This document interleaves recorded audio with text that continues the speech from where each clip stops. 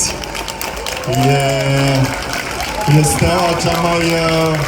nimeni n-a mai primit o stea la TIFF. Scrie pe ea premiul de excelență TIFF Legends. Și vrem să-ți mulțumim pentru tot ce ai făcut în teatru, în film, pentru Cluj și pentru festival.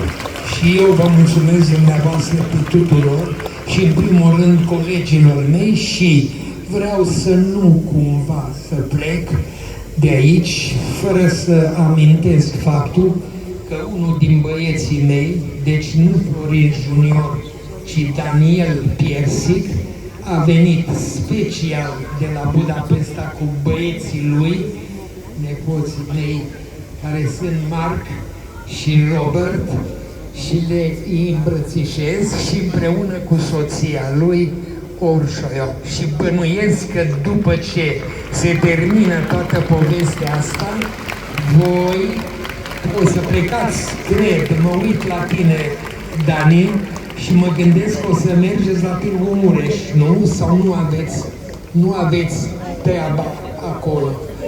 Eu așa știam că o să mergeți la Târgu Mureș. Eu oricum vă îmbrățișez pe toți de aici, și pe Dani, și pe Oricăia, și pe Marc, și pe Robert. Da, scumpule, ai venit ca să mă ridic, da? De fapt, eu n-am vrut, stai, că mă ridic